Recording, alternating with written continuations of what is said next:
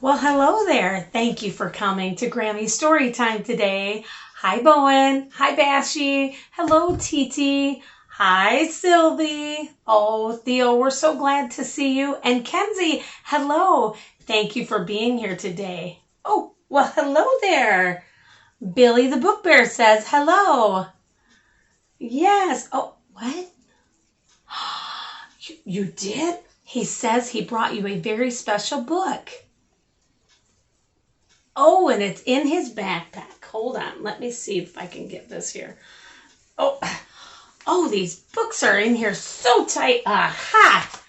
There it is. And it's what? Oh, he says it's by his very close relatives, the Berenstain Bears and the Prize Pumpkin. First place or bust. Here we go. We'll start our story. Pumpkins are just like everything else in nature, said Papa Bear as he and the cubs finished weeding the pumpkin patch. No two of them are alike. Let's see if we'll go this way instead. That's for sure, agreed Brother Bear. Look at that funny flat one and that lumpy one over there. Then there was the giant, which is what Papa had named one that just seemed to be getting bigger and bigger. Why is it that no two things are exactly alike? Asked Sister Bear. It's just the way nature is, answered Papa. Time to wash up for supper, called Mama Bear from the treehouse steps. Look at her. She's saying, hey, everybody, it's time for supper. Does your mommy or daddy do that for you? What about Queenie McBear's twin brothers? Asked Sister.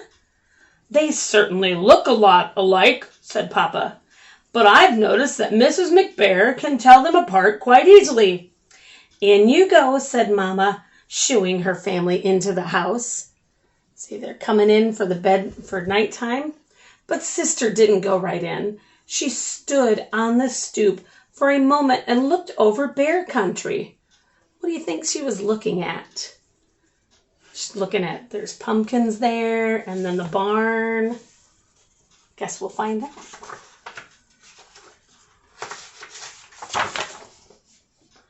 It was well into fall, so the days were getting shorter. Halloween had come and gone. Pretty soon, the bears would start thinking about Christmas. But right now, bear country was aglow in the setting sun. Farmer Ben's well-kept farm looked especially fine with its baled hay, corn shocks, and pumpkins casting long shadows. See? I guess nature's pretty amazing, Sister said as she looked out over the beautiful scene. It's the most amazing thing there is, said Mama. Come on now, in you go. She wanted her to come inside, probably for supper time, huh? Farmer Ben's farm sure looks beautiful in the setting sun, said Sister, as the family sat down for some supper. Humph, said Papa grumpily. Farmer Ben's not such a much. Not such a much, said Mama. Why, Ben is the finest farmer in bear country, and besides, he's one of your best friends. That may be so, said Papa, but earlier today he came by and said, Nice little pumpkin patch you've got there, Papa. Well, what he said is true, said Mama, especially compared to his fields and fields of pumpkins. That may be so too, grumped Papa, but I didn't like the way he said it. He sort of chuckled. My patch may be small, but the giant is big. It may be the biggest and best pumpkin in all bear country. What do you think about that? He wasn't very happy, was he? I think you're being oversensitive, said Mama Bear. Come, let's clear the table so the cubs can do their homework. Brother and sister sighed as they spread their books out on the table. What's that all about? Asked Papa. Oh, I was just thinking, said Brother. With Halloween over and Christmas almost 2 months away, There's nothing to look forward to. That's right, added Sister. Nothing except for lots of homework. Oh, is that so? Protested Mother Bear. Mama Bear was right, wasn't she? It just so happens that there's something very important to look forward to. A very special holiday called Thanksgiving. That's when we give thanks for all the wonderful...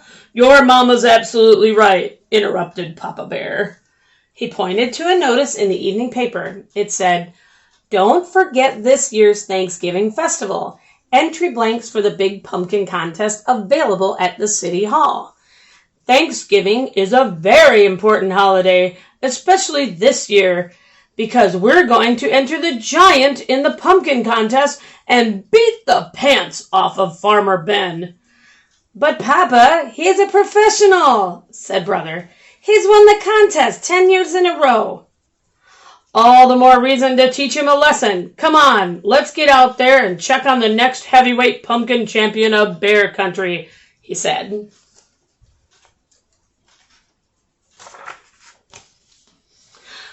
Now it was Mama's turn to sigh. Thanksgiving was about giving thanks, not about beating the pants off of Farmer Ben. "Isn't it a beauty?" Papa said, after they admired the giant.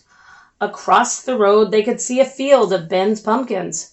There were lots of fine ones, but none that measured up to the giant. "There's homework to be done," called Mama Bear from the house. As they left, the cubs asked Papa, "Aren't we coming in?" "Nope," he said. "I'm going to stay out here a little while and watch the giant grow." You think he could watch the giant grow? And grow it did. It grew bigger and rounder and oranger every day. When Papa and the cubs went to City Hall to get an entry blank for the contest, they saw the place where the winning pumpkin would go on display. "We can't lose," said Papa. In their mind's eye, they could see their pumpkin in the place of honor.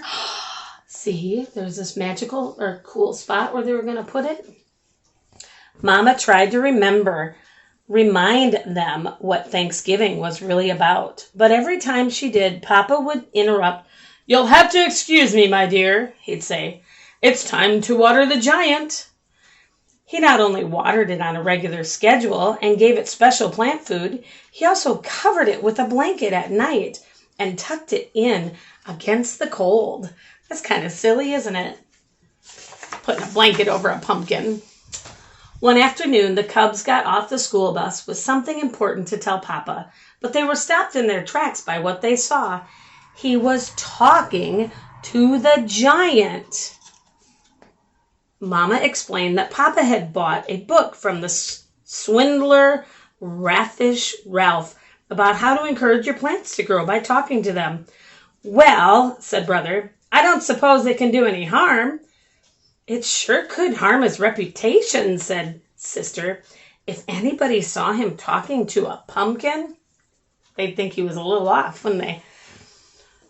Papa," Brother said, "a cub at the school told me he went on a class trip to Ben's farm and saw some pretty big pumpkins, especially one really big one that Ben calls the monster.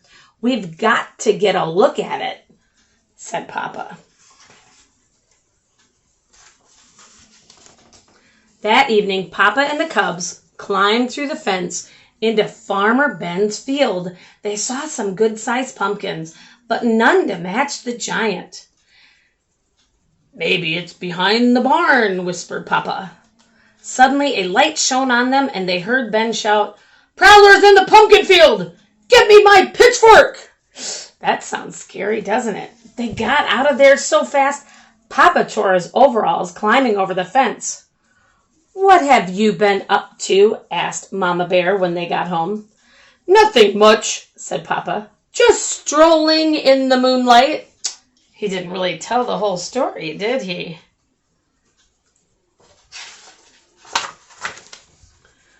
The weekend before Thanksgiving arrived, and it was time for the big festival.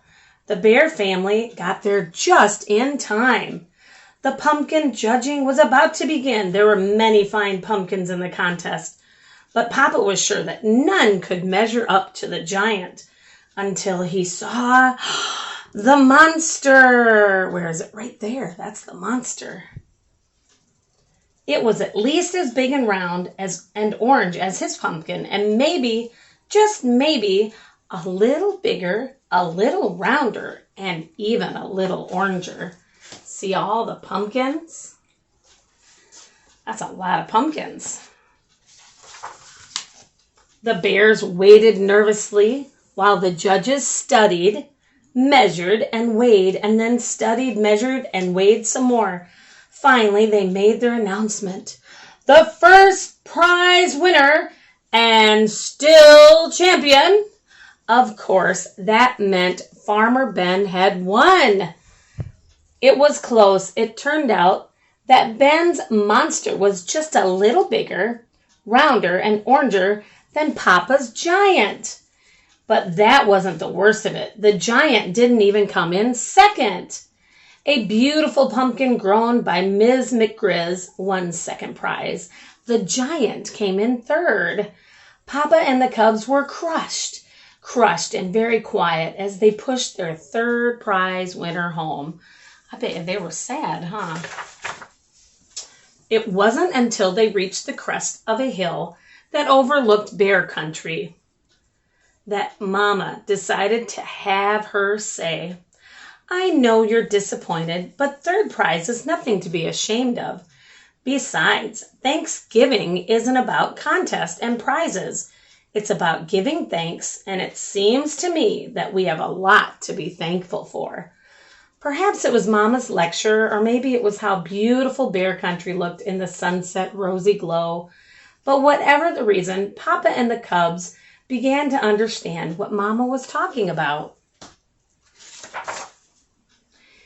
Even more so on Thanksgiving Day, after the bears gave thanks for the wonderful meal they were about to enjoy, Sister Bear gave her own special thanks. I'm thankful, she said, that we didn't win first prize. If we had, the giant would be on display in front of City Hall instead of being part of the yummy pies we're going to have for dessert. See the pies there? And for that, she was thankful. As the laughter faded and the bears thought about blessings of family, home, friends, and neighbors, they knew deep in their hearts that there was no question about it. Indeed, they did have a great deal to be thankful for. And I'm so thankful that you stayed. I just ask you, if you liked the story, please like and subscribe. And I'm so glad that you came. I'll see you next time.